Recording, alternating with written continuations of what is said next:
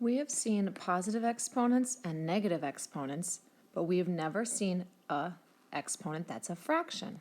So what does a fraction exponent represent?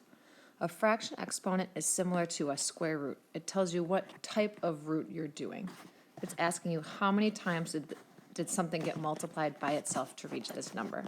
So for example, for 100 to the 1/2 power, we would rewrite this as the square root of 100.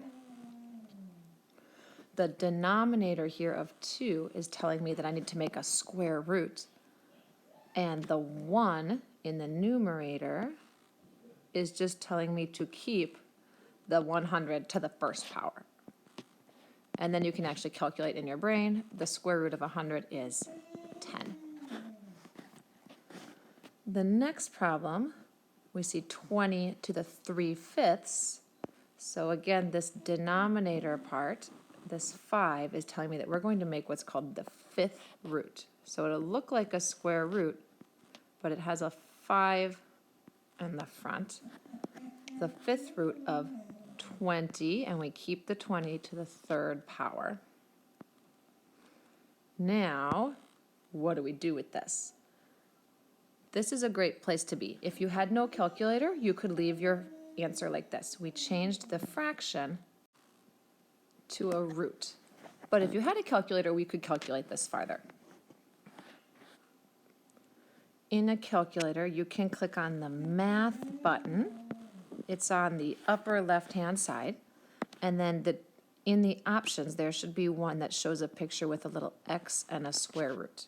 If you select this and press Enter, it will allow you to, up in that corner of the square root, it will allow you to enter what number you want for your square root. So you'd put in a 5 or 5th root, and then inside of the square root, the root part, you would type in 20 to the 3rd power and press Enter. It would calculate a decimal for you.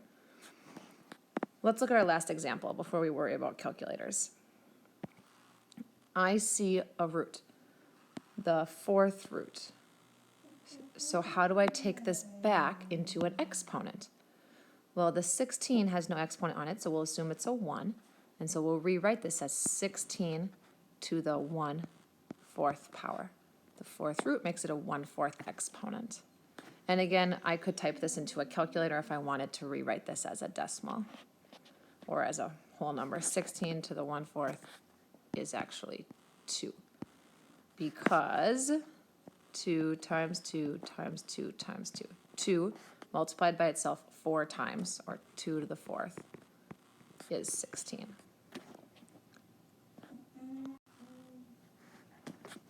Try a couple on your own, changing them from a fraction exponent into a root, or reverse, changing them from a root into a fraction exponent. After you've tried all of these on your own, then turn the video back on to check your answers.